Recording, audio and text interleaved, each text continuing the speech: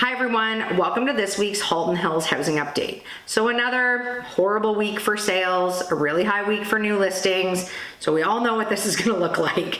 So in Georgetown this week, we had 3 sales, which I thought was the lowest number ever. I took a look back at my notes, and the first week of January of 2022, we had 2 sales that week, which, you know, that's like Christmas, New Year's, but we only had 11 properties available.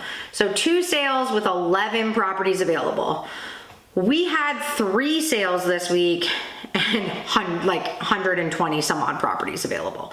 So you can see where there's like sort of a gap here. So 3 sales, I'm gonna consider this the lowest sales week I've ever seen because we have tons of stuff available and absolutely nobody is buying it. So 3 sales in Georgetown. There was 16 new listings, which is not as high as we've been seeing some of these weeks, but it's certainly not a low number. So our inventory is on the rise. Acton had 3 sales, same number as Georgetown, which is crazy. Don't think that's ever happened. And 5 new listings. So stuff still coming up in Acton. There's a lot of lower price point stuff. You can get detached houses under 700,000 right now. So like, I'm not surprised to see Acton still moving because like the value is a bit higher than what you're getting in Georgetown still. Glen Williams had 1 sale and 1 new listing. Limehouse had 1 sale, no new listings. And the rural market had 1 sale and 6 new listings. The rural market is just getting hammered with listings, let me tell you. So last week I had sort of touched upon how we have properties every week that terminate off the market and re-enter either at lower prices, higher prices, same prices, whatever. So I take those out of our new listing numbers because they're not new listings, they're just adjusting their pricing. But what was interesting this week, so there was 19 of those that happened this week. Of those 19, only 3 came off the market, which is not as high as we've been seeing. 2 of them relisted just at the same price to freshen their listing.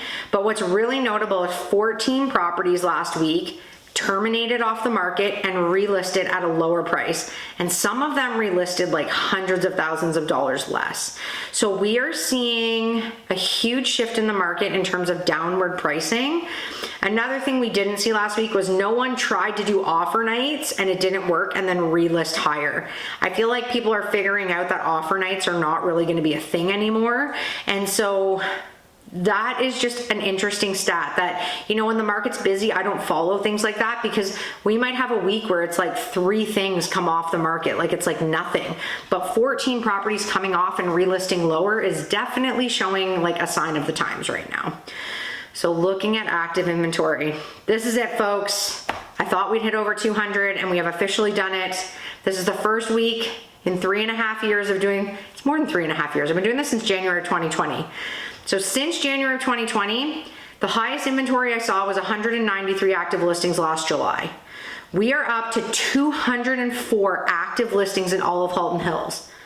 Our system, I didn't even know this, like can't look at more than 200 listings at a time. Like it just shows that we've never been in a market where I've had to look and we've had over 200 listings. So I was like, what is going on? You can't look at more than 200 listings on our system. So now I have to break it up between Georgetown and the rest of the markets and calculate it all. But 204 active listings, highest I've ever seen. It is not slowing down, which is the worst news of all. I don't know how high this is gonna get, but this is really, really bad news for sellers and really bad news for pricing, unfortunately. So Georgetown this week is up from 110 to 122 active listings. This is not the highest we've seen Georgetown, you know, be, and that's sort of where it's scary is we're sitting at 204, but Georgetown is still like 20 properties off the highest I've seen. So we still have room for Georgetown to go up for sure, and that's going to impact the overall market. Looking at our active price point, under 800,000 is up from 8 to 12 active listings, and another shift there is there's a lot of freehold stuff available. There's condos, condo townhouses, yes, but there is freehold stuff available under 800, and I think that's going to become more and more common. 800 to $1 million is also up from 15 to 20 active listings. This is another shift. That price point generally sits low because that price point moves really well. But with 3 sales, like no one's even buying that stuff. So that's a problem. 1 million to 1.5 million, highest I've ever seen. We were at 52 listings last week. We are up to 55 active listings this week. That is the highest I've ever seen in that price point. And certainly that is the price point that is going to start to feel things soften a lot quicker than the other pockets. But yeah, bad news for the sellers in that pocket because prices are certainly going to be coming down with that much inventory available. 1.5 million plus remain the same this week at 35 active listings.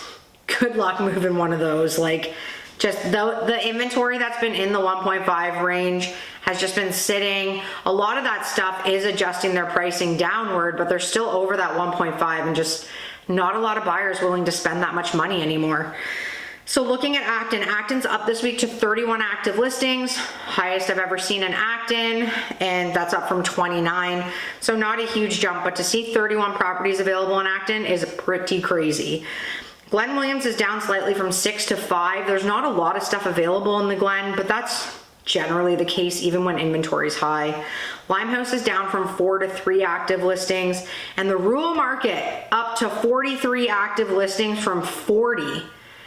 Again, highest number I've ever seen in the rural market. There are so many rural properties available in comparison to, like, you know, even in like May, I want to say we were in like the teens in the rural market, and now we're like 43. There's just so much stuff available. Just the overall theme of this is just inventory is climbing at a very rapid rate, and it's not slowing down. There's no indicators that this is going to slow down.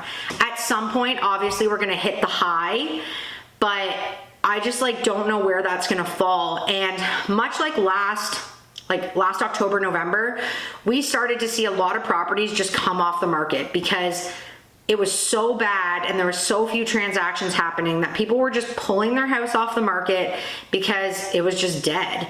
And I suspect that is going to be on the horizon in October and November, and that's what's going to keep our inventory at some point from completely being out of control. This week only 3 off the market, but that's a number I'm going to be watching a lot of because that's sort of what keeps our inventory at bay. And without seeing a ton of that happening and all these new listings, like, it's just really bad.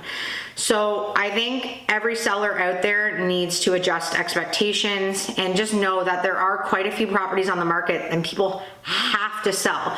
So inevitably they're going to take lower offers than what they want, and that's going to start to soften things.